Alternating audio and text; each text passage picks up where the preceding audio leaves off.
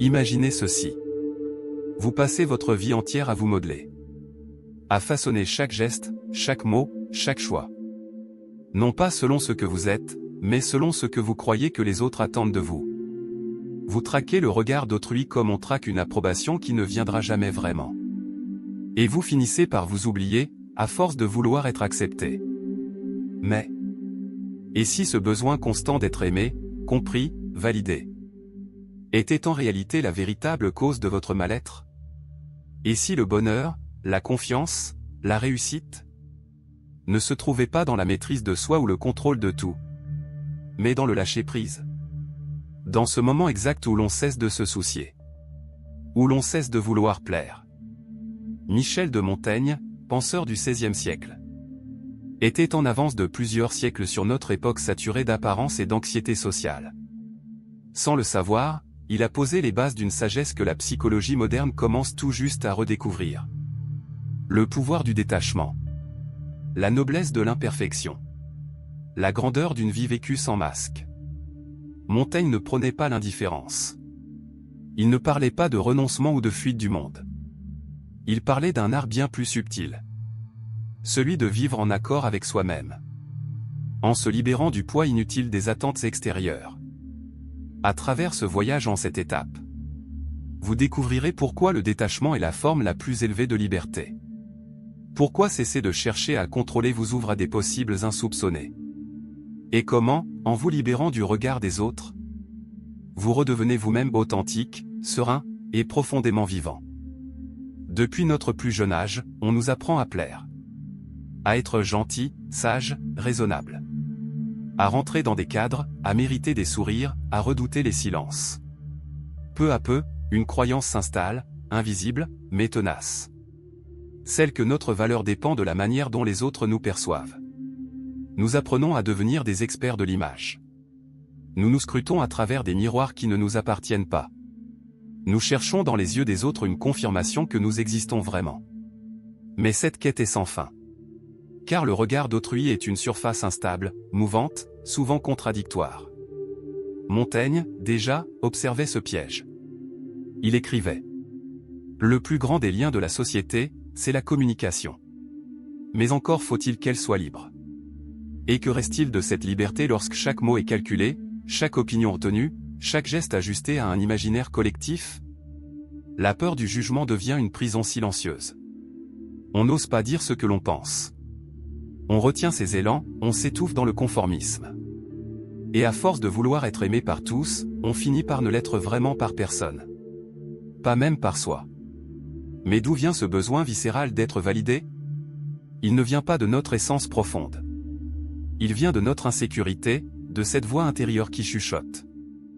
Tu n'es pas assez. Pas assez compétent. Pas assez beau. Pas assez intéressant. Et pour faire taire cette voix, on accumule les regards extérieurs comme des pansements sur une blessure jamais refermée. Mais voilà le paradoxe, plus on dépend de ces regards, plus on se perd.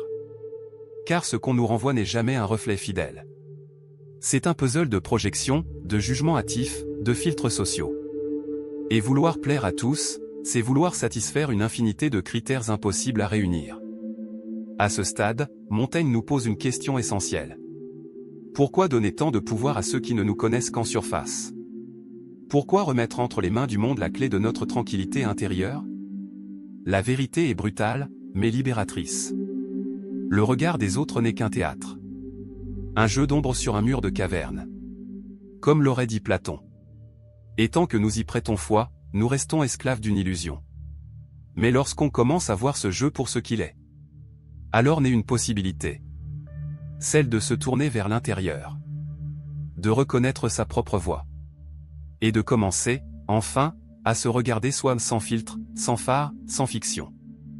Il y a des prisons dont les murs ne se voient pas. Des cages qui ne claquent pas. Des chaînes si bien dissimulées qu'on croit qu'elles font partie de nous. Ce sont les attentes. Celles de la famille. De la société. Des institutions. Mais surtout, les attentes que nous avons intégrées sans même nous en rendre compte. On nous a dit, sois parfait. Pas directement, bien sûr. Mais à travers les exigences subtiles, réussir sans faillir, plaire sans heurts, performer sans fatigue. Et nous avons appris à confondre perfection et valeur. À croire que pour mériter l'amour, il fallait exceller. Pour être respecté, il fallait maîtriser. Pour être heureux, il fallait tout contrôler. Montaigne observait cela avec une lucidité désarmante. Il écrivait : « Sur le plus beau trône du monde, on n'est jamais assis que sur son cul. » Par cette phrase, il désacralise l'illusion du prestige, de la perfection, de cette mascarade que l'on entretient pour paraître infaillible. La vérité, c'est que nous passons notre temps à courir après des normes qui ne sont pas les nôtres. Nous vivons comme si la vie était un projet à optimiser, à planifier, à contrôler. Et chaque fois que quelque chose échappe à ce contrôle, une erreur, un imprévu, un échec, et nous sombrons dans la panique ou la honte. Mais pourquoi cette peur viscérale de l'imperfection ? Parce qu'on nous a appris à l'associer à l'échec. Et l'échec, dans notre culture, est souvent vécu comme une humiliation. Et pourtant, chaque chose vivante est imparfaite. Le monde lui-même est fait d'irrégularités, de failles, de chaos. La perfection n'est pas un idéal humain, c'est une fiction conceptuelle. À force de vouloir tout contrôler, nous finissons par étouffer notre propre spontanéité. Nous devenons rigides, anxieux, réactifs. Nous craignons la moindre sortie de route. Et nous oublions que c'est justement dans les bifurcations, les imprévus, les failles, que la vie entre. Montaigne disait encore : « Je veux que la mort me trouve plantant mes choux, mais nonchalant d'elle. » Cela ne signifie pas qu'il fuyait la responsabilité, mais qu'il refusait de sacrifier le présent au fantasme d'un futur sous contrôle. Alors posons-nous cette question. Combien de nos gestes quotidiens sont dictés non par un vrai désir, mais par la peur de décevoir ? Combien de fois faisons-nous les choses comme il faut, plutôt que comme on le sent ? La cage, ce ne sont pas les attentes des autres. C'est notre adhésion à ces attentes. C'est notre croyance que nous devons y répondre pour être aimés. Mais il suffit parfois d'un pas de côté, d'un soupir lucide, d'une décision, même infime, de désobéir à cette logique, pour qu'une fissure apparaisse dans les barreaux. Et à travers cette fissure, peut passer enfin un souffle de liberté. Dans notre monde contemporain, dire que l'on s'en fiche est souvent mal vu. On associe cela à de l'indifférence, à une forme de négligence, voire d'égoïsme. Mais Montaigne nous invite à reconsidérer cette posture non pas comme une fuite du monde, mais comme une sagesse profonde. Ne plus se soucier, dans le sens montagnien, ce n'est pas se désintéresser de tout. Ce n'est pas devenir froid, détaché, insensible. C'est, au contraire, apprendre à distinguer ce qui mérite notre attention et ce qui l'épuise inutilement. Car nous vivons dans un état de tension permanente. Toujours préoccupés. Toujours en train d'anticiper, de ruminer, de nous inquiéter. Et nous appelons cela être responsable, être mature, être engagé. Mais à force de nous soucier de tout, nous ne vivons plus rien pleinement. Montaigne disait : « Ma vie a été pleine de terribles malheurs dont la plupart ne sont jamais arrivés. » Cette phrase, d'une ironie douce, révèle une vérité essentielle. La majorité de nos angoisses sont des fictions.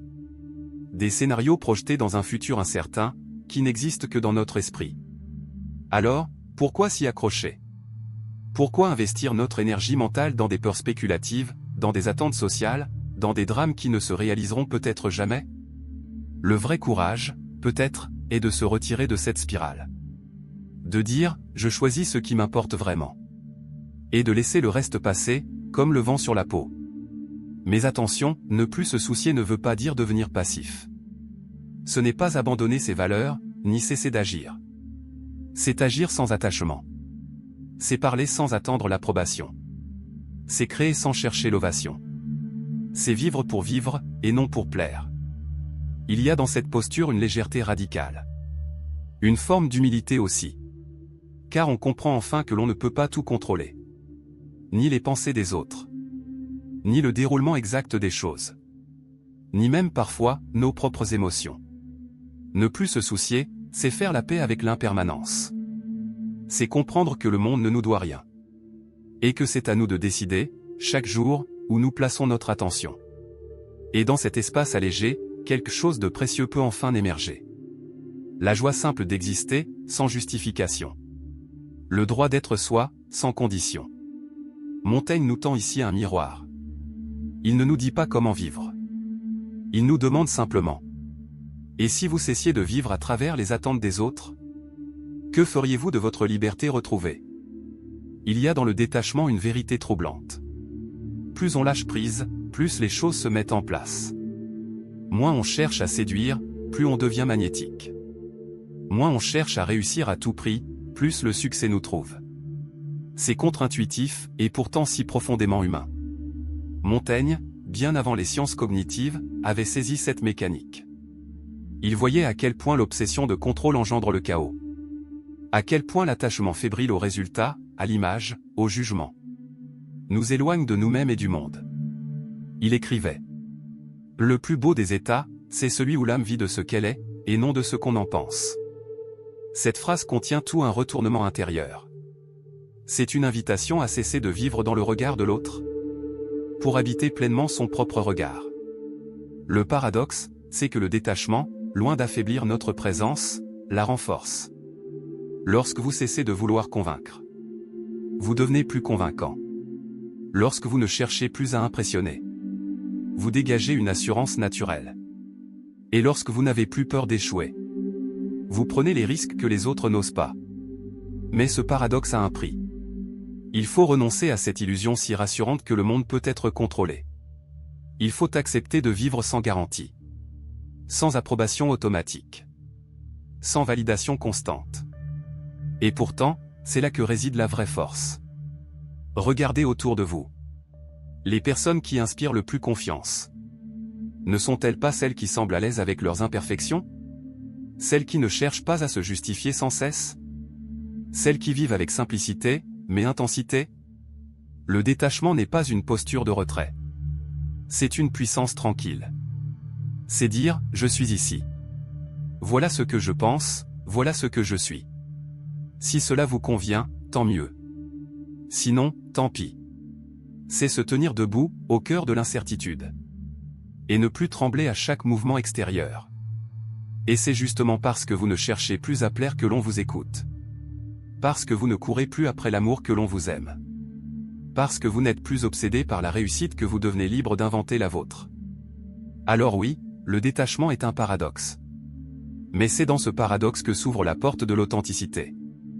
Et de là, tout devient possible. Il est une confusion courante, presque universelle. On pense que lâcher prise, c'est abandonner. C'est renoncer. C'est faire preuve de faiblesse ou de résignation. Mais Montaigne nous enseigne tout autre chose. Lâcher prise, ce n'est pas fuir la vie. C'est, au contraire, y entrer pleinement. Sans armure.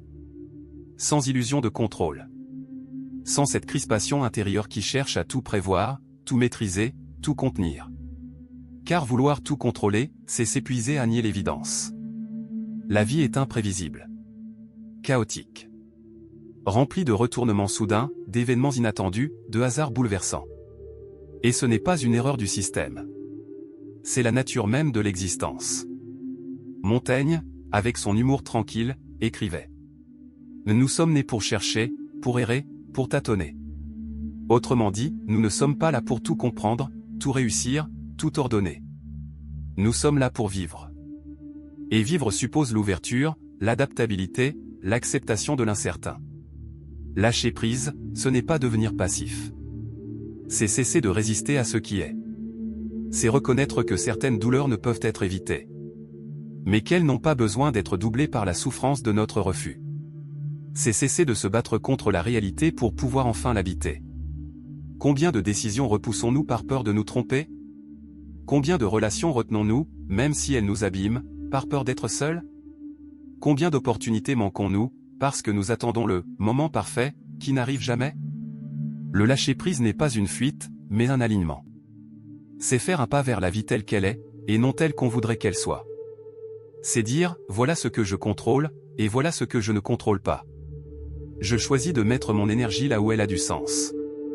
Ce que Montaigne propose, c'est un art de vivre souple, vivant, profondément humain. Un art où l'erreur est permise. Où le doute est une richesse. Et où l'on cesse de se maltraiter au nom d'idéaux inaccessibles. Car à trop vouloir maîtriser l'avenir, nous passons à côté du présent. Et c'est là, précisément, que réside le paradoxe du lâcher-prise. Ce que nous croyions devoir abandonner. Ce n'était pas notre pouvoir, mais notre illusion de toute puissance. Et une fois cette illusion déposée, il reste quelque chose de plus précieux encore. La paix. Il y a une idée étrange, profondément ancrée en nous. Celle que pour être aimé, il faut se conformer. S'adapter. Prouver notre valeur. Montrer qu'on mérite l'attention, la tendresse, le respect. Et pourtant, plus nous faisons cela, plus nous créons l'effet inverse. Nous étouffons la relation. Nous projetons sur l'autre nos insécurités, nos attentes, nos angoisses. Et peu à peu, le lien se transforme en obligation. Montaigne, dans son infinie finesse, avait compris cette dynamique.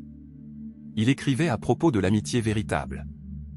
Parce que c'était lui, parce que c'était moi. Sans justification. Sans exigence. Sans condition. C'est là le cœur de sa sagesse relationnelle. L'amour authentique, qu'il soit amical, amoureux ou filial, naît dans l'espace libre. Là où il n'y a pas de pression. Là où l'autre peut être, simplement ce qu'il est. Le détachement ne détruit pas le lien. Il l'assainit. Il le rend plus vrai, plus solide, plus doux. Car il ne repose plus sur le besoin, mais sur la présence. Sur le choix renouvelé, non sur la peur de perdre. Combien de conflits viennent de nos attentes non dites ? Combien de douleurs viennent de cette volonté que l'autre comble nos manques, réponde à nos besoins, devine nos blessures ? Et si, à la place, nous choisissions d'aimer sans posséder ? De respecter sans vouloir transformer ? De rester, sans exiger ? Il ne s'agit pas de se retirer de l'autre, mais de ne pas se perdre en lui. Le détachement, ici, est un acte d'amour. Un respect profond de l'autre et de soi. Car on cesse d'imposer, de manipuler, de s'accrocher. On devient disponible, mais non dépendant. Présent, mais libre. Et c'est cela qui crée la vraie magie. Plus vous relâchez la pression, plus l'autre respire, s'ouvre, revient de lui-même. Plus vous vous montrez tel que vous êtes, moins vous craignez d'être rejeté. Et c'est ce courage d'être vrai qui attire, qui inspire, qui crée la connexion profonde.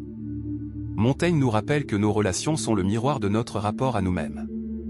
Si nous avons besoin de contrôler, c'est que nous avons peur. Si nous exigeons l'attention constante, c'est que nous ne nous sentons pas complets. Mais dès lors que nous nous accueillons tels que nous sommes, nous devenons capables d'accueillir l'autre dans sa propre vérité. Et dans cet espace mutuel, sans pression, sans masque, sans exigence, naît ce que peu connaissent vraiment. L'intimité. Et si le sens ne se trouvait pas dans la réussite, ni dans l'ordre parfait des choses, mais dans le simple fait d'être là, de danser avec la vie, plutôt que de vouloir la dominer, de marcher avec elle, incertaine, fragile, imparfaite, mais infiniment réelle. Montaigne nous murmure depuis les siècles. La plus grande chose au monde, c'est de savoir être à soi. Être à soi. Pas enfermé. Pas égoïste. Mais ancré. Présent. Aligné. Et c'est cela que le détachement rend possible. Il ne nous éloigne pas du monde, il nous y reconnecte autrement. Sans tension. Sans attente démesurée. Sans ce bruit intérieur qui brouille notre écoute du réel. Car à force de vouloir forcer la vie, on l'abîme. À force de chercher à tout prix un but, on oublie le chemin. Et à force de se préoccuper de tout, on passe à côté de l'essentiel. Mais le jour où l'on accepte de ne pas tout comprendre, de ne pas tout posséder, de ne pas plaire à tout le monde, ce jour-là, un espace s'ouvre. Un espace de silence, de clarté, de liberté. C'est là que naît une forme nouvelle de sens. Pas un sens imposé de l'extérieur. Pas une vérité universelle gravée dans le marbre. Mais un sens intime, vivant, mouvant. Le vôtre. Et dans ce mouvement, la vie reprend sa fluidité. Les choses se mettent en place naturellement. Les bonnes personnes arrivent. Les décisions deviennent plus simples. Les tensions se relâchent. Ce n'est pas de la magie. C'est la conséquence logique d'un cœur plus léger. D'un esprit moins encombré. D'une présence plus ouverte. Alors non, il ne s'agit pas de ne plus rien ressentir. Mais de ressentir avec lucidité. Avec maturité. Avec cette paix intérieure que rien d'extérieur ne peut accorder ni ôter. Et voici le plus beau dans tout cela. Quand on cesse de courir après le bonheur, on se rend compte qu'il était déjà là.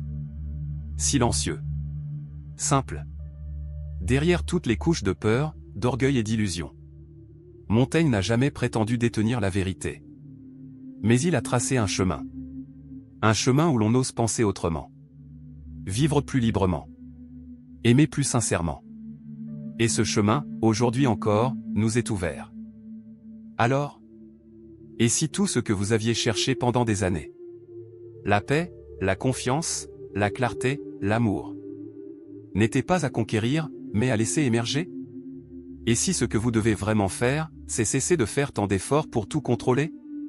Montaigne nous tend un miroir. Pas un miroir de perfection, mais un miroir d'humanité. Il nous dit, soyez souple. Soyez vivant. Acceptez de ne pas tout savoir, de ne pas tout réussir, de ne pas toujours plaire. Et dans ce relâchement, vous verrez. Quelque chose de grand peut enfin naître. Ce n'est pas une fuite. Ce n'est pas un abandon. C'est une réconciliation. Avec le réel. Avec soi. Avec cette vie qu'on a trop souvent vécue comme une performance. Au lieu de l'habiter comme une danse. Alors aujourd'hui, posez-vous cette question, une question simple, mais puissante. Qu'est-ce que je peux lâcher, dès maintenant, pour me sentir plus libre? Est-ce une attente? Un besoin de contrôle? Une peur du regard des autres? Une ancienne blessure? Un masque que je porte depuis trop longtemps? Partagez-le dans les commentaires si vous en avez le courage. Car parfois, le simple fait de le nommer est déjà un acte de libération. Et rappelez-vous, le moment où vous cessez de vouloir prouver votre valeur est aussi le moment où elle devient la plus évidente. Merci d'avoir marché avec Montaigne. Et avec vous-même. Dans ce voyage vers l'essentiel.